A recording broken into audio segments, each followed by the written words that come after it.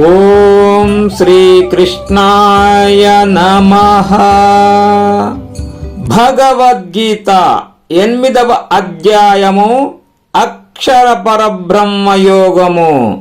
1 నుంచి 11 శ్లోకాలు భావాలు. అర్జున ఉవాచ కిం తద్బ్రహ్మ కిమధ్యాత్మం కిం కర్మ పురుషోత్తమ అధిభూతం చ కిం ప్రోక్తం అధిదైవం కిముచ్యతే అధియజ్ఞః కథం కోత్ర దేహేస్మిన్ మధుసూదన ప్రయాణకాలే చ కథం జ్ఞేయోసి నియతాత్మభిః. అర్జునుడు అడుగుతున్నాడు, కృష్ణ పురుషోత్తమ, ఆ బ్రహ్మము ఏమిటి? అధ్యాత్మము ఎట్టిది? కర్మ ఏమిటి? అధిభూతము ఎటువంటిది? అధిదైవము ఎలాంటిది? అధియజ్ఞమనగానేమి? మనోనిగ్రహము కలవారు మరణకాలమున బ్రహ్మమును ఎలా తెలుసుకుంటారు?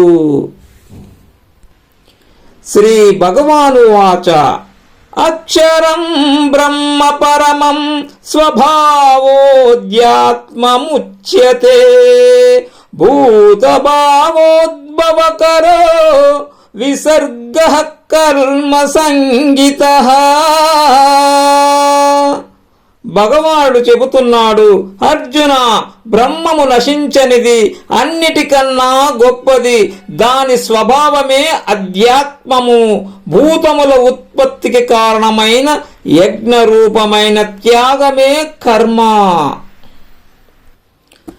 అధిభూతం క్షరో భావః పురుషచ్చాదిదైవతం అధియజ్ఞో హవమేవాత్ర దేహే దేహాభృతాం వరా. నరశ్రేష్ఠ అర్జున, నశించేది అధిభూతము, పురుషుడు అధిదైవతము, దేహములో నేనే అధియజ్ఞము. అంతకాలే చ మామేవ స్మరన్ ముక్త్వా కలేబరం యః ప్రయాతి సమద్భావం యాతి నాస్తత్ర సంశయః. పార్థ, మరణకాలంలో కూడా ఎవడైతే నన్నే స్మరిస్తూ దేహాన్ని విడిచిపెట్టి వెళ్తున్నాడో వాడు నా స్వరూపాన్నే పొందుతాడు. ఈ విషయంలో సందేహము అవసరము లేదు. యం యం వాపి స్మరన్ భావం త్యజత్యంతే కలేబరం తం తమేవైతి కౌంతేయ సదా తద్భావభావితః. అర్జున, మరణకాలంలో ఎవడు ఏ భావాన్ని తలుస్తూ దేహాన్ని విడిచిపెడతాడో వాడు తిరిగి ఆ భావాన్నే పొందుతాడు. ఎందుకంటే ఆ భావమునే తలుస్తూ ఉన్నాడు కనుక. తస్మాత్ సర్వేషు కాలేషు మామానుస్మరణ యుధ్యత చ మయ్యర్పిత మనోబుద్ధిః మామే వైశ్యస్య సంశయః. అర్జున, అందుచేత సర్వకాల సర్వావస్థల యందు నన్నే అనుసరిస్తూ నీ కర్తవ్యమైన యుద్ధము చెయ్యి. నీ మనస్సును బుద్ధిని నాకే సమర్పించు. తప్పక నన్నే చేరుతావు, సందేహమే వద్దు. అభ్యాసయోగయుక్తేన చేతసా నాన్యగామినా పరమం పురుషం దివ్యం యాతి పాతాను చింతయన్. అర్జున, మనసు అభ్యాస యోగంలోనే ఉండాలి. పరమాత్మను విడిచి ఇతరత్ర పోకూడదు.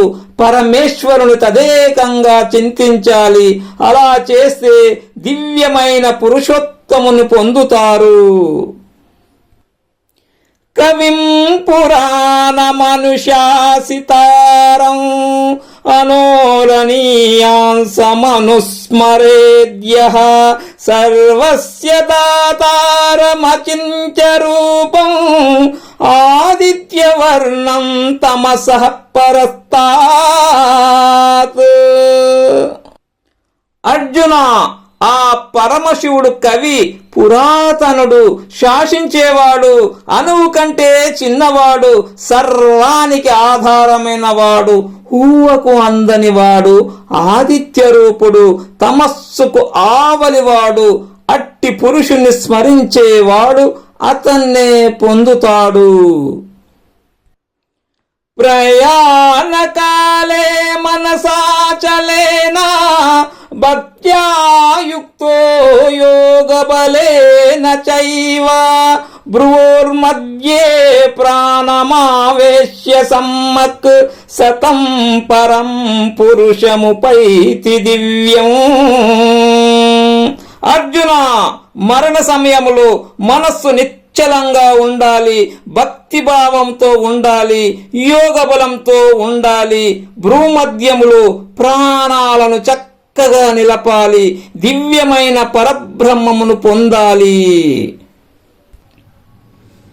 యదక్షరం వేదవిదో వదంతి విశంతి యద్యత్తయో వీతరాగాః యదిచ్ఛంతో బ్రహ్మచర్యం చరంతి తత్తే పదం సంగ్రహేణ ప్రవక్ష్యే.